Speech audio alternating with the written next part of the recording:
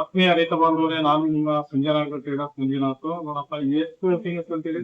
5 ತಿಂಗಳು 10 ದಿವಸ ಅಂದ್ರೆ 60-70 ದಿನ ಕಂತೀವಿ. ನೋಡಿ, ವಿಡಿಯೋಗಳಲ್ಲಿ ನಾನು ಹೇಳ್ತೀನಿ ಏನಪ್ಪಾ ಅಂದ್ರೆ, ಶಕ್ತಿ 45 60 ದಿನ ಅಥವಾ 70 ದಿನ, ಮ್ಯಾಕ್ಸಿಮಮ್ ನಿಮಗೆ 90 ದಿನ, 3 ತಿಂಗಳೊಳಗೆ ಈ ರೋಗದ ಬಾಧೆ ಇತ್ತು ಅಂತ ಅಂದ್ರೆ, ಎಲ್ಲಾ ಹೊಲಗಳಲ್ಲಿ ಅಲ್ಲೆಲ್ಲಿ ಇತ್ತು ಅಂತ ಅಂದ್ರೆ ಅದನ್ನ ಕಂಟ್ರೋಲ್ ಮಾಡೋದು ಕಷ್ಟ. ಸಾಧ್ಯನ ಆಗ್ಬೋದು, ಆಗದೇನೆ ಇರ್ಬೋದು. ಆದ್ರೆ 45 ದಿನ 60 ತಿಂಗಳ ಒಳಗೆ ಏನಾದ್ರು ಎಲ್ಲಾ ಕಡೆ ಕಂಡು ಅಂತ ಅಂದ್ರೆ ಅದನ್ನ ಕಂಟ್ರೋಲ್ ಮಾಡೋದು ತುಂಬಾ ಕಷ್ಟ ಆಗ್ತದೆ. 60 ದಿನ ಆದ್ಮೇಲೆ ಏನಾದ್ರು 90 ತಿಂಗಳ ಕನ್ಸು ಅಂತ ಅಂದ್ರೆ ಅದು ಈಸಿ, ಅಂತದೇನ್ ಸಮಸ್ಯೆ ಆಗಲ್ಲ. ಇಲ್ಲಿ ನೋಡಿ, ಇದು 70 ದಿನ ಆಗೈತೆ ಅಲ್ವಾ? 75 ದಿನ ಕಂಟಿನ್ಯೂ. 60 ದಿನದ ಮೇಲ್ ಹೋಯ್ತು ಅಂತ ಅಂದ್ರೆ ಈ ಮೊಳಕೆ ಬರಕ್ ಸ್ಟಾರ್ಟ್ ಆಗ್ತದೆ. ವೈಟ್ ಎಲ್ಲ ಕಾಣ್ತದಾ?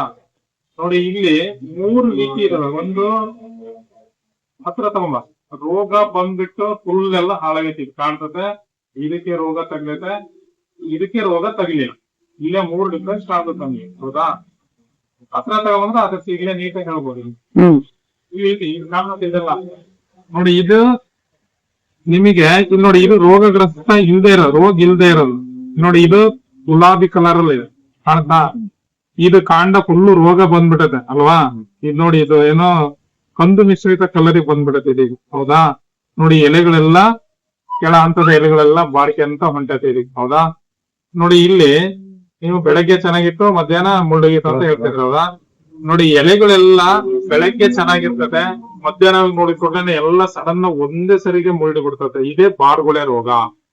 ಬಾರ್ಗೊಳೆ ರೋಗ ರಸಲ್ಟೋನಿ ಅಂತಕ್ಕಂತಹ ಒಂದು ಬ್ಯಾಕ್ಟೀರಿಯಾದಿಂದ, ಮಣ್ಣಿನಲ್ಲಿ ಇರ್ತಕ್ಕಂಥ ಬ್ಯಾಕ್ಟೀರಿಯಾದಿಂದ ಬರ್ತಕ್ಕಂಥ ರೋಗ ಆಗಿರುತ್ತೆ ಒಂದು. ಇಲ್ಲ ಅಂದ್ರೆ ಗೆಡ್ಡೆಯಲ್ಲೇ ರೋಗ ಬಂದಿರ್ತದೆ. ನೀವು ಗೆಡ್ಡೆ ತಗೊಂಡ್ಬಂದಿರ್ತಾರಲ್ಲ ಅದ್ರಲ್ಲೂ ಇರ್ತದೆ, ಇಲ್ಲ ಮಣ್ಣಿನಿಂದ ಬಂದಿರ್ತದೆ. ಹೆಂಗೆ ಇದು ಎಲ್ಲ ಹಾಕೊಳ್ತದೆ ನೋಡಿ, ಇದು ಬೇರುಗಳ ಮುಖಾಂತರ ಆ ಒಂದು ಬ್ಯಾಕ್ಟೀರಿಯಾ ಇದ್ರ ಒಳಗಡೆ ಸೇರ್ಕೊಂಡು ಇಲ್ಲಿ ಮೇಲ್ಗಡೆ ಏನು ಫುಡ್ ಸಪ್ಲೈ ಆಗ್ತಾ ಇರ್ತದಲ್ಲ ಅದನ್ನೆಲ್ಲ ಬಂದ್ ಮಾಡ್ಕೊಳ್ತದೆ. ಅವಾಗ ಏನಾಗ್ತದೆ, ಇದಕ್ಕೆ ಫುಡ್ ಸಪ್ಲೈ ಆಗ್ದೇನೆ ಆ ರೋಗದ ಬಾಧೆ ಜಾಸ್ತಿ ಆಗಿ ಒಣಗಿ ಸತ್ತೋಗ್ತದೆ. ಆಮೇಲೆ ಕೆಟ್ಟ ವಾಸನೆ ಬರ್ತದೆ. ಇದೇ ಬಾಡ್ಗೊಳೆ ರೋಗ. ಬಾಡ್ಗೊಳೆ ರೋಗ ಅಂದ್ರೆ ಏನ್ ಅರ್ಥ ಮಾಡ್ಕೊಬೇಕು? ಬೆಳಗ್ಗೆ ಚೆನ್ನಾಗಿರ್ತದೆ, ಮಧ್ಯಾಹ್ನ ಅನ್ನಿಸ್ನಿಗೆ ಎಲ್ಲಾ ಎಲೆಗಳು ಒಂದೇ ಸರಿಗೆನೆ ಮುಳ್ದೋಗ್ತವೆ. ಇದು ಬಾಡ್ಗೊಳೆ ಅಂದ್ರೆ ಬಾಡೋದು, ಬ್ಯಾಕ್ಟೀರಿಯಲ್ ವಿಲ್ಟ್ ಅಂತ ಕರೀತಾರೆ. ಶಿಲೀಂಧ್ರ ಅಂದ್ರೆ ಅದು ಹಸಿರು ಕೊಳೆ ರೋಗ ಅಂತಾರೆ. ಹಸಿರು ಅಂದ್ರೆ ಏನು? ಕೆಳ ಹಂತದ ಹಸಿರು ಮೇಲ್ಗಡೆ ಇರ್ತದೆ, ಈ ಮೇಲ್ಗಡೆದೆಲ್ಲ ಕೆಳ ಹಂತದ ಎಲೆಗಳು ಮುಳ್ಕೊಂಡು ಹೋಗ್ತದೆ. ಹಸಿರು ಇರ್ತದಂಗನೆ ಮುಳ್ತದೆ ಅದು. ಅದು ಹಸಿರು ಕೊಳೆ ರೋಗ, ಶಿಲೀಂಧ್ರದಿಂದ ಬರ್ತಕ್ಕಂತಹ ರೋಗ ಆಗಿರ್ತದೆ. ನೋಡಿ, ಒಂದ್ ಬೇಕಾರೆ ಕಟ್ ಮಾಡಿ ನಾನು ನಿಮ್ಗೆ ನಿಮ್ ಎದುರಿಗೆ ಪ್ರಸ್ತುತ ಪಡಿಸ್ತೀನಿ. ನೋಡಿ, ಇದು ಸಿವಿಯರ್ ಆಗ್ಬಿಟ್ಟಿದೆ ಇದೀಗ. ಇದು ಕಟ್ ಮಾಡಿದ್ರೆ ಏನಾಗ್ತದೆ ನೋಡಿ, ಇಲ್ಲಿ ಇದೆಲ್ಲ ಮೆತ್ತಗಾಗಿ ಗೆಡ್ಡೆ ಕೊಳೆಕ್ ಸ್ಟಾರ್ಟ್ ಆಗಿದೆ, ಹೌದಾ? ಇದು ಬರಲ್ಲ. ನೆಕ್ಸ್ಟ್ ನೋಡಿ, ಇದು ಚೆನ್ನಾಗಿರೋದು ಇದೀಗ. ಇದು ಚೆನ್ನಾಗಿರೋದು ಕಟ್ ಮಾಡಿದ್ರೆ ಇದು ಏನು ಆಗಿರಲ್ಲ, ವೈಟ್ ಇರ್ತದೆ ಫುಲ್. ನೋಡಿ, ಇದೆಲ್ಲ ಫುಲ್ ವೈಟ್ ಇದೆ, ಕಾಣತ್ತಲ್ಲ? ನೆಕ್ಸ್ಟ್ ಇದಕ್ಕೆ ಸ್ಟಾರ್ಟ್ ಆಗಿದೆ, ಜಸ್ಟ್ ಸ್ಟಾರ್ಟ್ ಆಗೈತೆ ಇದಕ್ಕೆ. ನೋಡಿ, ಇದೆಲ್ಲ ಸ್ಟಾರ್ಟ್ ಆಗೈತಲ್ಲ, ಇದೆಲ್ಲ ಒಳ ಹೊಂಟೈತೆ ನೋಡಿ, ಹೌದಾ? ನೋಡಿ, ಇಲ್ಲಿ ಇದು ಮದರ್ ಹಂಗೆ ಇರ್ತದೆ. ಮದರ್ ಇದಕ್ಕೆ ಏನಾಗಿರಲ್ಲ. ಇದು ಏನಂದ್ರೆ ಭೂಮಿಯಲ್ಲಿ ರೆಸಲ್ಟೇನಿಯಾ ಬ್ಯಾಕ್ಟೀರಿಯಾದಿಂದ ಬಂದಿರತಕ್ಕಂಥದ್ದು ರೋಗ ಆಗಿರ್ತದೆ. ನೋಡಿ, ಇದಿನ್ನು ಹೋಗಿಲ್ಲ, ಇದು ಚೆನ್ನಾಗೈತೆ ಇದು, ಹೌದಾ? ಮದರ್ ಚೆನ್ನಾಗಿದೆ. ಇದು ಅಂದ್ರೆ ಮಣ್ಣಿನಿಂದ ಬರ್ತಕ್ಕಂಥ ರೋಗ ಇದು ಬಂದೈತೆ ಇದಕ್ಕೆ. ಈಗ ಈ ಗೆಡ್ಡೆಗೆ ಮಣ್ಣಿನಿಂದ ಬಂದಿರೋ ರೋಗ ಆಗೈತೆ. ಗೆಡ್ಡೆಯಿಂದ ಬಂದಿದ್ರೆ ಇದರಿಂದನೇ ಇದಕ್ ತಗಲ್ತಿತ್ತು. ಮತ್ತೆ ಈ ಗೆಡ್ಡೆ ಚೆನ್ನಾಗೈತೆ, ಇದಕ್ಕೆ ತಗಲಿಲ್ಲ. ಇದಕ್ಕೆ ಯಾಕೆ ತಗಲ್ತತಿ ಅಂತ ಅಂದ್ರೆ, ರೋಗ ಬರ್ತದೆ ಅಂತ ಅಂದ್ರೆ, ಇದು ವೈಟ್ ಇರೋದ್ರಿಂದ ಇದರಲ್ಲಿ ನಾರು ಅಂಶ ಇರಲ್ಲ, ಎಣ್ಣೆ ಅಂಶ ಇರಲ್ಲ, ಮತ್ತೆ ಘಾಟ್ ಇರಲ್ಲ. ಇದು ಬಲ್ತಿಲ್ಲ, ಇದು ಎಳುತ್ತಿರ್ತದೆ. ನೀರನ್ನ ಹೆಚ್ಚು ಹಿಡಿದಿರ್ತಕ್ಕಂತಹ ಒಂದು ಸಾಮರ್ಥ್ಯವನ್ನ ಈ ಗೆಡ್ಡೆ ಹೊಂದಿರ್ತದೆ. ಮತ್ತೆ ನೀರ್ ಎಲ್ಲಿರ್ತದೆ ಮತ್ತೆ ಕೊಳೆ ರೋಗ ವೇಗವಾಗಿ ಬರ್ತದೆ. ಅದು ಇದೇ ರೋಗ. ಮತ್ತೆ ಈ ಗೆಡ್ಡೆ ರೋಗ ಬಂದಿತ್ತಲ್ಲ, ಇದು ಬಂದದ್ದು ಇದ್ರ ನೀರು ಬೇರೆ ಕಡೆ ಬೇರುಗಳಿಗೆ ಏನಾದ್ರು ಪಕ್ಕದಕ್ಕೆ ಹರಡುತ್ತೋ ಅಂತ ಅಂದ್ರ ಅದು ರೋಗ ಬರೋ ಚಾನ್ಸ್ ಇರ್ತದೆ. ಮತ್ತೆ ಈ ನೀರು ಎಲ್ಲೆಲ್ಲಿ ಹರಿತದೋ, ಜಾಸ್ತಿ ಕೊಳದ್ಬಿಟ್ಟ ಅಂತ ಹೇಳೋದು ಅಂತ ಸ್ಟೇಜ್ ಇತ್ತು ಅಂದ್ರೆ ಎಲ್ಲಾ ಕಡೆ ಹರಿದ್ಬಿಟ್ಟ ರೋಗ ಎಲ್ಲ ಪ್ರಸಾರ ಆಗ್ತದೆ. ಈ ರೋಗ ಬಂದಾಗ ಈ ನಾಯಿಗಳು, ಮನುಷ್ಯರು ಇದನ್ನೆಲ್ಲ ಆ ಏರಿಯಾದಲ್ಲಿ ಹೋಗಿ ಮತ್ತೆ ಬೇರೆ ಕಡೆ ಹೋದ್ರು ಟ್ರಾನ್ಸ್ಲೇಟ್ ಆಗ್ತದೆ.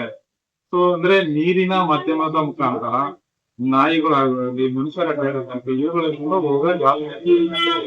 ಇವುಗಳನ್ನ ಹತೋಟಿ ಮಾಡ್ತಕ್ಕಂಥ ಕ್ರಮಗಳು ಹೆಂಗೆ ನೋಡಿ, ಇದು ಒಂದು ಎರಡು ಏನಾದ್ರು ಗೆಡ್ಡೆ ಇದ್ರೆ ಮಣ್ಣು ಬರಕ್ಲೆ ಫುಲ್ ಇಡೀ ಸ್ಟ್ರಕ್ಚರ್ ಇರ್ತಕ್ಕಲ್ಲ, ಮಣ್ಣು ಸಮೇತ ಬಕೆಟ್ ಅಲ್ಲಿ ಹಾಕೊಂಡು ತಗೊಂಡು ಪೂರ ತಗೊಂಡು ಎಸಿಬಿಟ್ಟು ಆ ಒಂದು ಏರಿಯಾದಲ್ಲಿ ನೀವು ಈ ಮೆಟಲ್ ಆಕ್ಸಿಲ್ ಆಗ್ಲಿ ಇಒಸಿ ಆಗ್ಲಿ ಇವೆ ಫಾಂಗಸ್ ಇರ್ತಕ್ಕಂಥವು ಫಾರ್ಮಲ್ ಇರ್ತಕ್ಕಂಥವು. ಸೊ ಇಂಥವುಗಳನ್ನ ನೀವು ಒಂದು ನೋಡಿ, ಇದು ನಾನ್ ಹೇಳಿದೆ ಬೆಕ್ಟದಿಂದ ಬಂದಿರ್ತಕ್ಕಂಥ ರೋಗ ಅಂತ ಹೇಳಿದೆ ನಾನು. ಸೊ ಬ್ಯಾಕ್ಟೀರಿಯಾ ನಾಶಕಗಳು ಬರ್ತಾವಲ್ಲ ಅಂತವುಗಳನ್ನ ನೀವು ಹೆಚ್ಚಾಗಿ ಯೂಸ್ ಮಾಡಬೇಕು. ಕೆಲವು ಸತಿ ಬ್ಯಾಕ್ಟೀರಿಯಿಂದ ಬಂದ್ರು ಅಲ್ಟಿಮೇಟ್ ಫಂಗಸ್ ಕನ್ವರ್ಟ್ ಆಗ್ತದೆ. ಒಂದು ಶಿಲೀಂಧ್ರ ನಾಶಕ ನಾವು ಕೊಳೆಯಾಕತ್ತಂದ್ರೆ ಅದು ಮತ್ತೆ ಎರಡು ಕನ್ವರ್ಟ್ ಆಗೋ ಸಾಧ್ಯತೆ ಇದೆ. ಒಂದ್ ಶಿಲೀಂಧ್ರ ನಾಶಕ, ಇನ್ನೊಂದು ಬ್ಯಾಕ್ಟೀರಿಯಾ ನಾಶಕ, ಒಂದು ಕೀಟನಾಶಕ ತಗೊಂಡು ಇದಕ್ಕೆ ಒಂದ್ 3 ದಿನ ಕಂಟಿನ್ಯೂಸ್ ಆಗಿ ಅಲ್ಲೇ ಫುಲ್ ಸರೌಂಡಿಂಗ್ ಅಕ್ಕಪಕ್ಕ ಇರತಕ್ಕಂಥ ಎಲ್ಲಕ್ಕೂ ನೀಟಾಗಿ ಹಾಕ್ಬಿಟ್ರೆ ಇದು ಕಂಪ್ಲೀಟ್ ಆಗಿ ಕಂಟ್ರೋಲ್ ಬರ್ತದೆ.